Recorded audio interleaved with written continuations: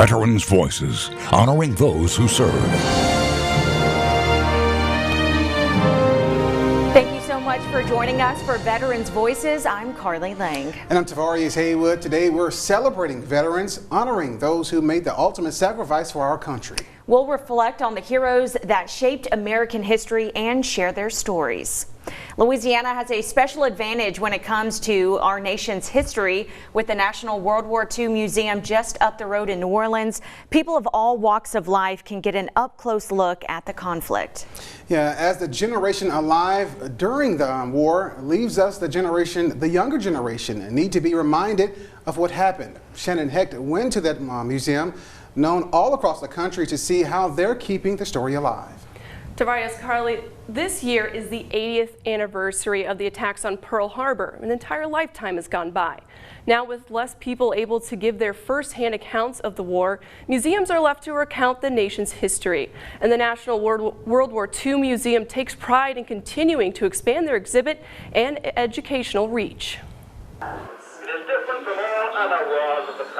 For Tom Chikansky, the museum is personal. His dad, Alphonse, served in the Second World War, and now his uniform hangs on display. He had a Thompson submachine gun, and he used to fire it from the hip. He says they didn't realize until years later the significance of what his father had been through in Normandy and Pearl Harbor. He was sitting in the mess hall. He'd gotten up early. He was a corporal, and there was a table for non-commissioned officers, and they were drinking their coffee when Japanese planes flew over and strafed the barracks.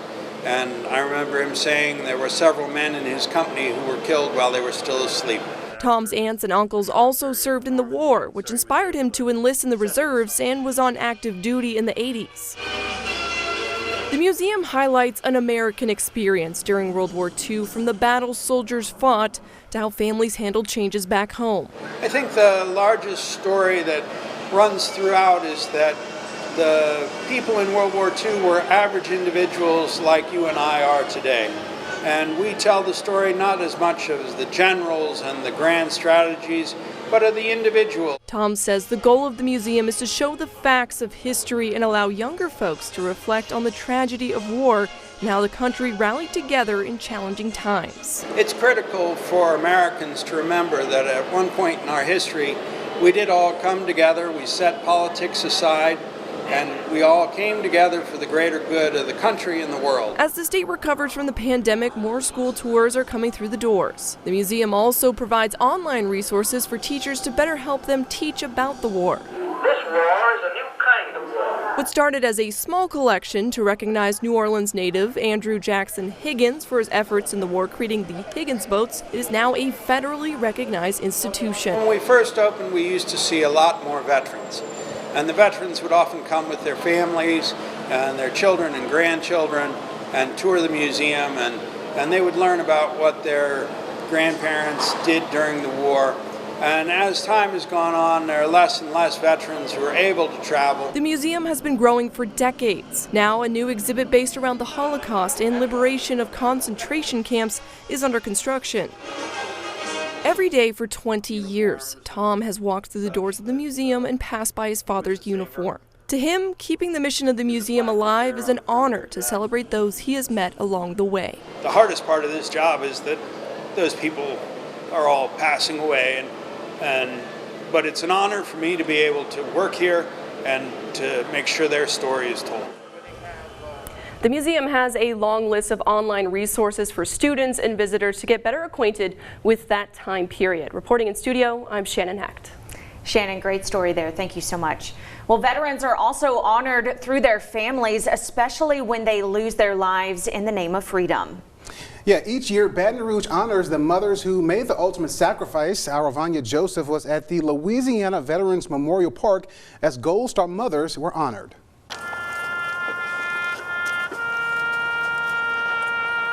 David J. Murray, June 9th, 2005, in Iraq. Sergeant Jonathan Schwab, he died in the aftermath of Katrina. On the last Sunday in September, Louisiana recognizes a different kind of Mother's Day.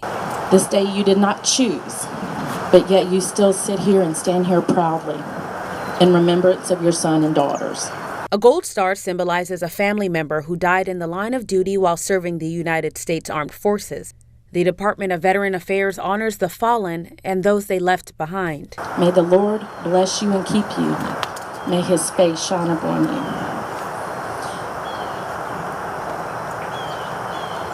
And may he be gracious to you. Carol Bass is a Gold Star mother. She says 12 years after her son died, it doesn't get easier. You remember everything that happened in that time frame, and when they play taps, that's the last thing you hear at the funerals. But events like this also remind her of the good. He was my overly energetic child. While this event is a stark reminder that freedom is not free, it's also a reminder that those who sacrificed for it, Specialist Michael Shane Cody Jr., should never be forgotten.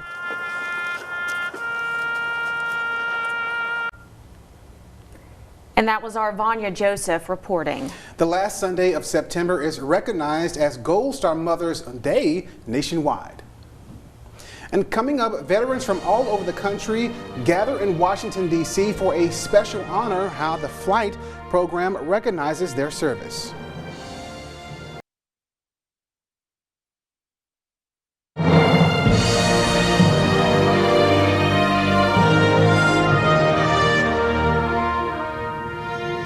Veterans Day is well known here in the U.S., but there are still some common misconceptions about the holiday. Tonight, I'll break down the 5 facts you need to know. There's enough confusion about Veterans Day that the U.S. Department of Defense is highlighting 5 important facts about the holiday. The first thing to remember, there is no apostrophe in Veterans Day. The day honors all veterans, so no apostrophe is needed. Number 2, Veterans Day and Memorial Day are 2 different, distinct holidays celebrated in different ways. Memorial Day honors those who gave their lives for our country. Veterans Day honors everyone, dead or alive, who served and is largely extended to thank living vets for their sacrifice. Our third and fourth facts get into the history of the holiday. Veterans Day was originally called Armistice Day to commemorate the end of World War I. After World War II and the Korean War, Congress changed Armistice Day to Veterans Day, which is now celebrated on November 11th. And rounding out the top 5, Veterans Day is celebrated worldwide in different ways.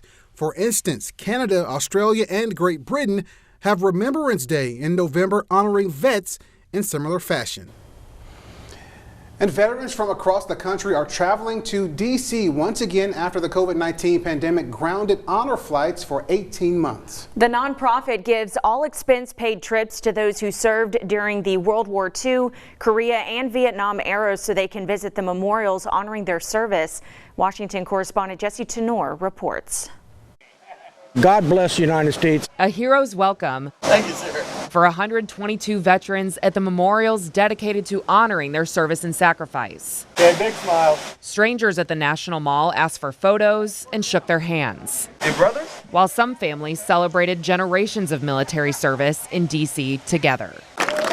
This honor flight from Columbus, Ohio gave those who served during the World War II, Korea, and Vietnam eras an all-expenses-paid trip to reunite with those who survived and remember those who didn't. Real joy to be out here today. Bill Lawson served in the Navy during the Vietnam War, a time when he said many returned home to a much different reception.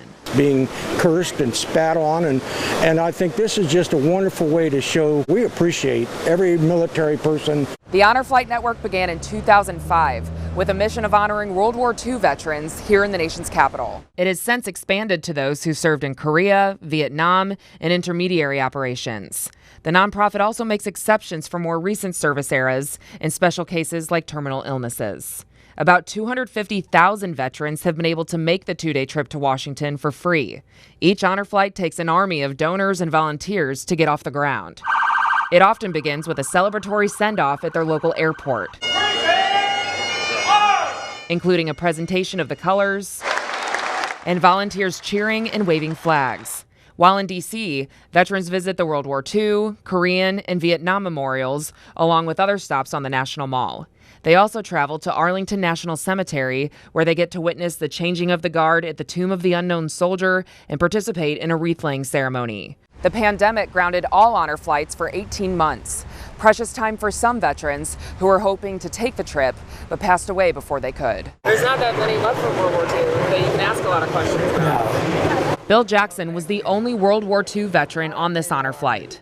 He served in the Navy, where he manned a gun turret. Kamikaze heads in the Philippines put 20 holes in our ship. So you had a lot of close calls. Yeah. At 96 years old, Jackson still has vivid memories of the war, but was first reluctant to make the trip back to the memorial that honors it. Are you glad you did? Oh, yeah. They've been so nice to me. I couldn't believe it. It really is kind of a hero's welcome to D.C. Yeah. Do you feel like a hero? No, I don't. I'm a hero.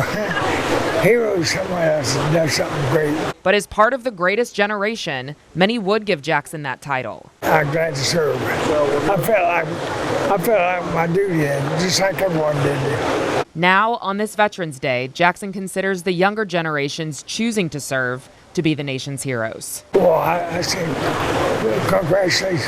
I think you're doing good service. For Veterans Voices, I'm Jesse Chenor. The honor flight is held every year. There are hubs all over the country, including one at the New Orleans airport. The Louisiana chapter will resume flights in the spring due to COVID-19. Well, coming up, 60 years ago, this man's life was saved. Why a documentary film is now highlighting his service.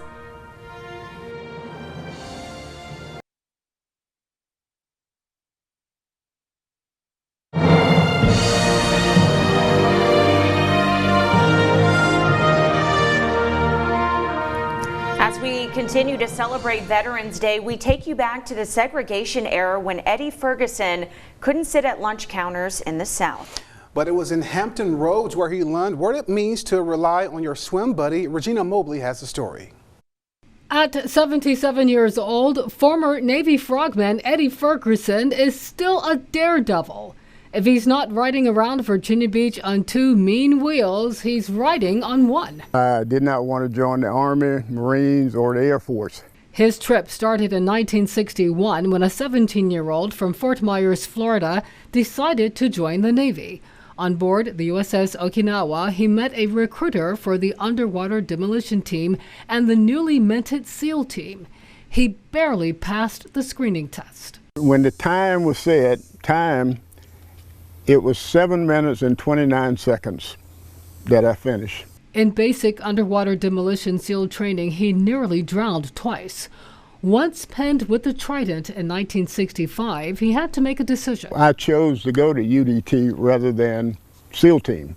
SEAL teams are the ones that went to Vietnam. Ferguson won't talk about missions, but he will talk about a swim buddy who saved his life. I got a little bit behind the power curve in my breathing, and there was no way I was getting enough oxygen. Chief Eddie Ferguson retired from the Navy in 1982 at E7.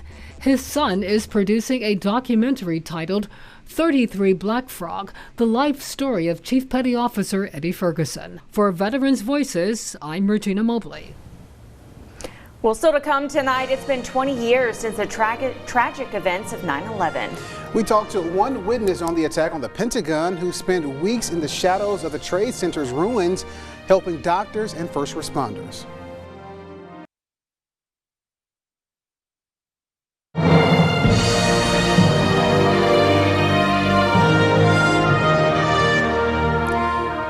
The Pentagon is home to the U.S. Department of Defense, but 20 years ago it was defenseless against a hijacked airplane.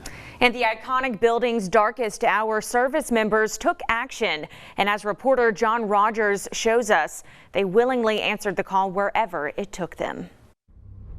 When men and women swear the oath to defend our nation, they're prepared to face any danger this country may face, even if it comes right to their doorstep. And every time I look at it, it's just like yesterday. On September 11th, 2001, Daniel Fall was a second-class petty officer working for the Secretary of the Navy. His office was at the Pentagon. At 8:46 a.m., he learned about a plane slamming into the World Trade Center. Like everyone else, he was shocked by the news, but his life forever changed at 9:37. I heard a loud explosion. I stopped. My ears were ringing terribly. And I turned around and I saw people running out of their office, scrambling in all directions. Time to move, fellas. The Pentagon was in chaos. The smoke was just pouring down the corridors. I mean, you could just see the aftermath. People were scrambling. Some were what looked like burned. Uniforms were tattered. Soot marks. Fall and thousands of others made their way to safety, but sadly, some of his friends didn't. They were killed in the terrorist attack. Undeterred, Fall and many others went right back to work the next day, while firefighters were still on the scene. The building never stopped operating. The Pentagon was still smoldering, but Fall and a group of Marines went into the charred offices to assess the damage and remove confidential information. What had been shock turned into anger, turned into wonder, because at this time we still didn't know who got out, who didn't get out. And the mission didn't end there. Fall and many others immediately answered the call to serve at Ground Zero. They were assigned to the hospital ship, the USNS Comfort. It's human nature to want the best result. So the ship was outfitted and prepared to be a rescue operation. But it quickly converted into a recovery mission. Fall spent 3 weeks in the shadow of the Trade Center's ruins, helping doctors and first responders. What makes us great is that it's in those moments that we that are still here rise up, and what we like to say in the military, stand in the gap. Fall and his fellow servicemen were determined to continue serving the country.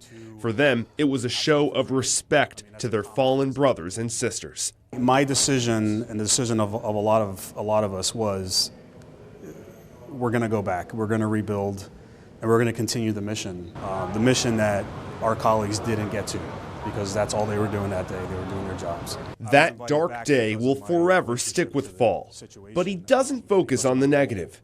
He remembers it as a time when the military stood up to a challenge and succeeded. For Veterans Voices, I'm John Rogers. Fall is now the general manager of the Navy's Fleet and Family Readiness Program. Well, still to come tonight, a World War II veteran's service went unrecognized for decades. Now he's finally receiving the honor he deserves. We'll bring you his story after the break.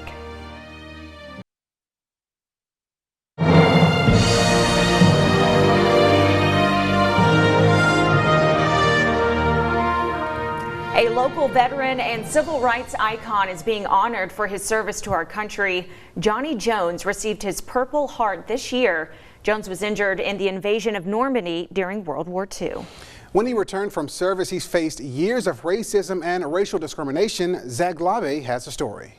Johnny Jones became injured while fighting for our freedoms on the beaches of Normandy, but when he returned, he had to fight for his own. Jones studied law at the Southern University and used his degree to fight Jim Crow laws. He represented organizers of the Baton Rouge bus boycott, which laid the blueprint for the now famous Montgomery bus boycott. He continued his work in civil rights cases and even served a term in the Louisiana House of Representatives. All people should be given an equal opportunity to advance. But 77 years after D-Day, Jones had not been awarded for his service. That all changed at the old state capitol. It's no exaggeration to say that Mr. Jones has been indispensable in the fight for equality, and we are so incredibly proud to have such a monumental civil rights icon as a member of our state and local community. He was presented with a Purple Heart Medal from Senator Bill Cassidy, a Juris Doctorate degree from the Southern University Chancellor, and a letter commending him from the current Chief of Staff from the U.S. Army. We all stand on someone else's shoulders, and today I stand on yours, and I thank you for that. And we would hope that someday in the future someone can say that about each of us, that we have contributed as much to our state and our country and to the world as Mr. Jones. I'm so happy and I'm so proud of what you all have shown me today. I love my state. I love Louisiana. And I thank you all so much for bestowing this honor upon me here today.